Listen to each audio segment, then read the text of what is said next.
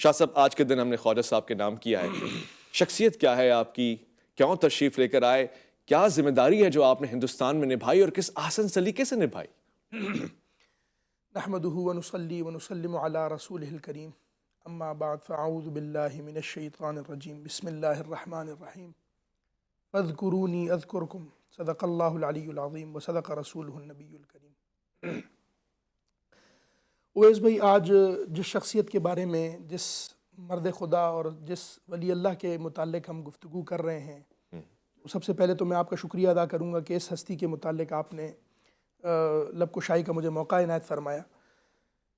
یہ وہ ہستی ہیں جو سیستان، جیسے آپ نے بیان کیا، وہاں آپ کی پیدائش ہوئی ہے، اور 6 صدی ہجری کے اختتام پر حضرت سید خواجہ غیاث الدین رحمۃ اللہ تعالیٰ علیہ، جو آپ کے والد گرامی اور کامل بزرگ، زہد و تقوی والے، اور اس کے علاوہ ممتاز عالم دین بھی ساتھ ساتھ اس کے، آپ کے والد گرامی 8ویں پشت میں حضرت سیدنا امام موسیٰ کاظم علیہ السلام سے جا کر آپ کا شجرہ نسب مل جاتا ہے. 15 سال کی عمر ہے. 15 سال کی عمر میں آپ کے والد گرامی کا وصال ہو جاتا ہے، اور ترکے میں آپ کو باغ مل جاتا ہے، چکی مل جاتی ہے، اور اس سے آپ اپنا گزر بسر اور اپنی زندگی گزارنا شروع کر دیتے ہیں خوشحالی کے ساتھ.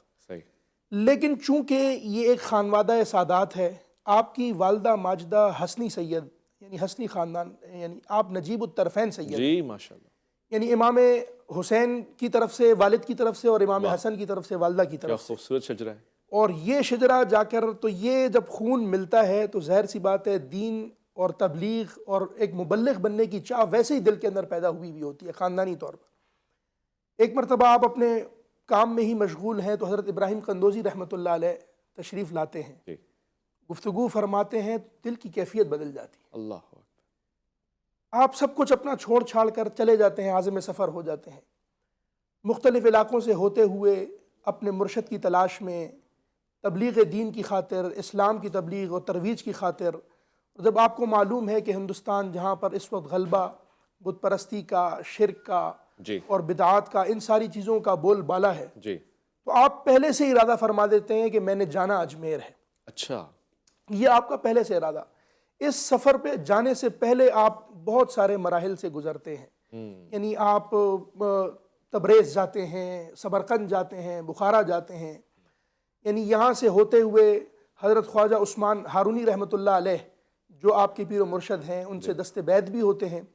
اور پھر اس کے بعد آپ کچھ عرصہ قیام فرماتے ہیں لاہور میں. اچھا، جہاں آپ اکثر شعر پڑھتے ہیں، گنج بخش فیض عالم مظہر نور خدا، نا کساراں پیر کامل کامل آرا رہنما. وہاں آپ کی اس وقت چلہ گاہ بھی موجود ہے. داتا صاحب اگر جن جن لوگوں کی حاضری ہوئی ہے انہوں نے وہاں پر دیکھا ہوگا کہ وہاں آپ قیام فرماتے ہیں، فیضیاب ہوتے ہیں. اس کے بعد پھر عازم سفر ہو جاتے ہیں، دلی پہنچتے ہیں، دیکھتے ہیں وہاں پر بھی کفر کا بول بالا ہے. سب سے پہلی اور بنیادی چیز اویس بھائی جو آج کے دور میں بھی سمجھنے کی ہے، ان کے سفر کے اوپر میں آتا ہوں اس پر، لیکن اس ضمن کے اندر ایک بات کرنا، ایک نقطے کی طرف اس موقع سے فائدہ اٹھا کر میں ایک طرف نشاندہی کرنا چاہتا ہوں.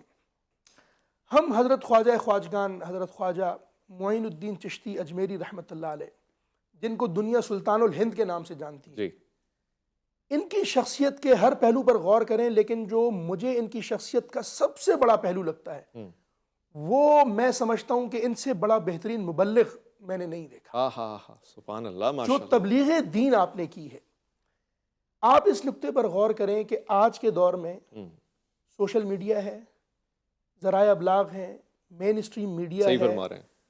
ہمارے آج کے دور میں مبلغین زیادہ ہیں لیکن اسلام کم پھیل رہا ہے.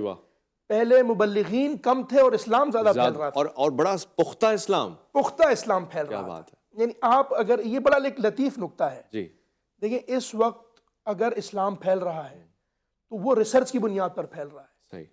کفار ہیں یا غیر مسلم ہیں، وہ اس چیز پر غور کر رہے ہیں کہ یار یہ قرآن کیا ہے، کتاب کیا ہے. اگر کوئی خدا نخواستہ، آپ اکثر سنتے رہتے ہیں کہ بے حرمتی ہوتی ہے، قرآن کریم کی بے حرمتی ہوتی ہے یا حضور علیہ السلام کی ہوتی ہے، تو ان کا ایک مائنڈ ہے، وہ ریسرچ کرتے ہیں.